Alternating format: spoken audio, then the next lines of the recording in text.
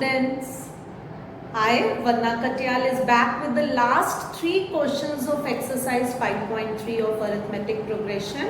And if you like it, please like my channel, subscribe my channel and share my channel.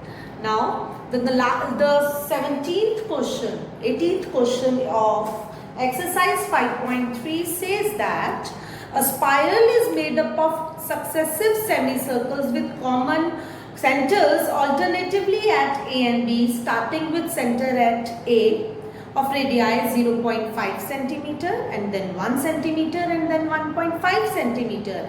And we have to find the length of the total spiral if 13 spirals are made. Let me make you understand what they want to say. In 18th question, they want to say कि दो points हैं students A and B. If these are the 2 points, they are 0.5 centimeter apart. And यहाँ पर जब मैं compass रखकर AB जितना radius खोलती हूँ, तो एक सेमी सर्कल बना लेती हूँ with the radius 0.5 centimeter. अब मैं B पर कंपास रखती हूँ 1 सेंटीमीटर, क्योंकि 0.5 इधर था, 0.5 इधर था. B पे कंपास रखकर 1 सेंटीमीटर जितना रेडियस खोल के मैं एक और स्पाइरल बना लेती हूँ. फिर मैं A पर दोबारा कंपास रखती हूँ, 1.5 सेंटीमीटर जितना मैंने अपना कंपास खोला और फिर एक स्पाइरल बना दिया. आफ्टर दैट फिर मैं B पर कंपास रखती हूँ, 2 सेंटीमीटर जितना रेडियस खोलती हूँ और एक ऐसे और स्पाइरल बना देती हूँ. इस तरह से I will make 13 semicircles and I have to find the length of this whole spiral. Students, आपको पता है यहाँ पे ये सेमी सर्कल है और सेमी सर्कल का circumference is the length of the arc यहाँ पर, और सेमी सर्कल्स के circumference का फॉर्मूला होता है pi into r. So with this you will be solving this question. अगर आप ध्यान से देखें तो यहाँ पर मैं यहाँ पर कहूँगी कि जो पहला सेमी सर्कल था उसका रेडियस था 0.5 सेंटीमीटर, सेकेंड का था रेडियस 1 सेंटीमीटर. तो पहले सेमी सर्कल की लेंथ क्या होगी? It will be pi into 0.5, क्योंकि पाई आर होता है फॉर्मूला. 2 पाई आर होता है पूरे सर्कल का, पाई आर होता है आधे सर्कल का. अब नेक्स्ट वाले का रेडियस है 1 centimetre, so it will be pi into 1. Next वाले का सर्कमफेरेंस हो जाएगा पाई इंटू 1.5 और उससे नेक्स्ट वाले का 2 पाई, क्योंकि radius will be 2 and so on. तो the length of the semi circles, 13 semi circles के हमने बनाना है. तो पहले वाले का 0.5 पाई, सेकेंड वाले का पाई, थर्ड वाले का 1.5 पाई, फोर्थ वाले का 2 pi and so on. Length of the semi circle. Here you can see A is equals to 0.5 pi, D is also equal to pi minus 0.5 pi यानी 0.5 pi and N is equals to 13. We have to find students S13. S13 is 13 by 2, N by 2 formula. What is the formula? N by 2, 2A plus N minus 1 into D. So it will be 13 by 2, 2 into 0.5 pi plus N is 13 minus 1, D is again 0.5 pi. So what will you do? 13 by 2, 0.5 pi into 2, 2 into 0.5 is 1, so it will be 1 pi plus 13 minus 1 is 12 into 0.5 pi. Solve it. 13 by 2 pi plus 12 into 0.5 is 6 pi. So 13 by 2 into 7 pi, and you will be getting, just put the value of pi as 22 by 7. So 13 by 2 into 7 into 22 by 7. 7 से 7 कटा students, 2 से 11 2s are 22 and you will be getting 13 into 11, and the 13 into 11 means 143 centimeter. So the length of the whole spiral is 143 centimeter. Question number 19 says that 200 logs का ढेर लगा हुआ है. नीचे 20 logs हैं, उसके ऊपर 19 logs हैं, then 18 logs हैं, and then कुछ rows में logs का इस तरह से ढेर लगाया गया है. You can see in the picture given in your book. अब अगर सबसे नीचे 20 logs हैं, तो first row में 20 logs हैं. In the second row there are 19 logs. In the third row there are 18 logs and so on. Total जो logs हैं यानी Sn जो है वो हमें 200 दिया हुआ है. हमें ये बताना है कि कितनी रोज में पूरे 200 लॉग्स फिट हो जाएंगे और लास्ट रो में कितने लॉग्स हैं.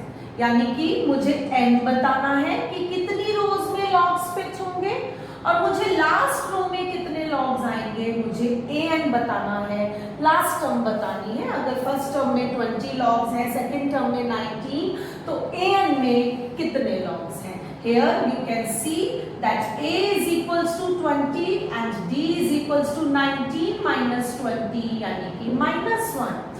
Sn का फॉर्मूला हम लगाते हैं students. n by 2 2a plus n minus 1 into d. So Sn you can see here it is 200 and n हमें निकालना है 2 into 20 plus n minus 1 and d is -1 students. So what you will do 200 into 2, मैं ये 2 इधर ले गई तो n 40 minus 1 into n will be minus n, minus 1 into minus 1 will be plus 1. You will be getting 400 is equals to n. 40 plus 1 is 41 minus n. 400 is equals to 41n minus n square. Let us shift it here. n square ये इधर आके negative हो जाएगा, n square positive हो जाएगा और 400 ऐसे ही रहेगा.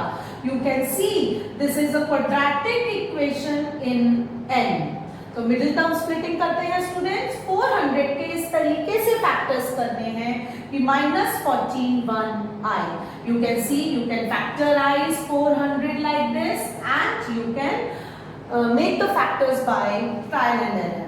n square minus 41 मैं आपको बता रही हूँ यहाँ पे 25 and 16 से हमारे फैक्टर्स आ जाएंगे.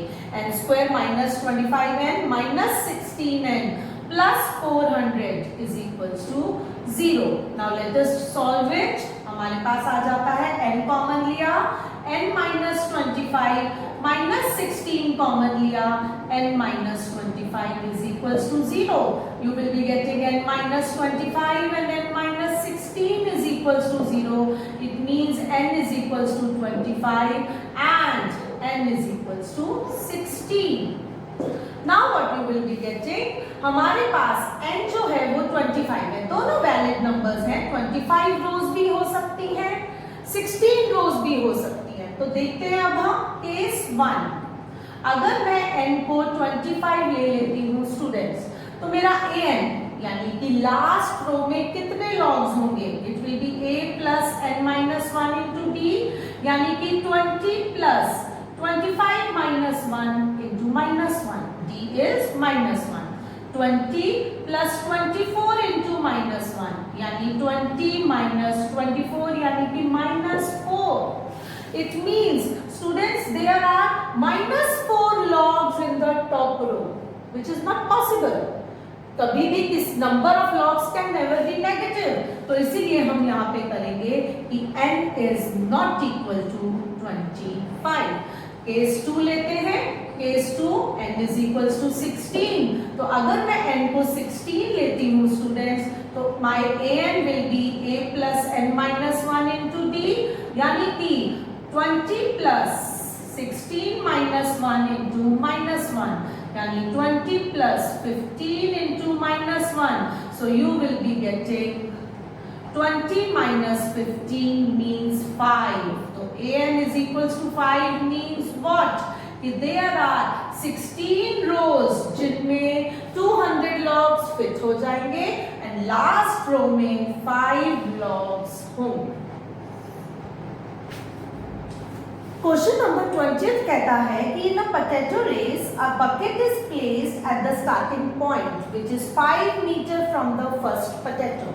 There is a bucket which is placed 5 meters away from the first potato. Children, यहाँ पर एक potato है और यहाँ पर ये potato 5 मीटर की दूरी पर है इस बकेट से. बाकी के 10 potatoes जो हैं वो 3 मीटर्स की दूरी पर रखे गए हैं. 3 मीटर्स की दूरी पर 10 potatoes प्लेस किए गए हैं. Now there is a race. एक गर्ल यहाँ से स्टार्ट होती है, वो पहला potato उठाएगी, वापस आकर इस बकेट में डालेगी. Then she will go to the second potato, फिर वो वापस आकर इसमें डालेगी. Then she will go to third potato, फिर वो वापस आकर इसमें डालेगी. हमें इस क्वेश्चन में ये निकालना है कि what is the total distance the competitor has to run. So children, what you will do here, पहली बार जब जो गर्ल है वो रन करेगी बकेट से पोटैटो की तरफ, तो वो 5 मीटर्स इधर जाएगी और 5 मीटर्स वापस आएगी. मतलब पहली बार में वो 10 मीटर्स चलेगी, भागेगी. एंड यहाँ से फिर जब वो सेकंड पोटैटो उठाने जाएगी सेकंड राउंड में, तो 5 + 3 वो यहाँ से 8 मीटर्स जाएगी और 8 मीटर्स वापस आएगी, यानी कि 16 मीटर्स रन करेगी. फिर she will run for 5 + 3 8, 8 + 3 11, 11 जाएगी और 11 वापस आएगी, यानी कि 22 meters she will run in the third round. And similarly she will run for the 10 rounds. So here you can see n is equals to 10 और ये AP बन रहा है. देखिए बेटा, 16 minus 10 is 6. 22 minus 16 is also 6. Now here A is equals to 10. A भी 10 है और number of potatoes भी 10 है, तो N भी 10, A भी 10 and D is equals to 16 minus 10 यानी कि 6. We have to find the total distance she has taken. पूरा total distance वो जो भागी है हमें वो निकालना है. तो यहाँ पे हम SN निकालेंगे which is n by 2, 2A plus n minus 1 into D, यानी S10 निकालना है स्टूडेंट्स हमें.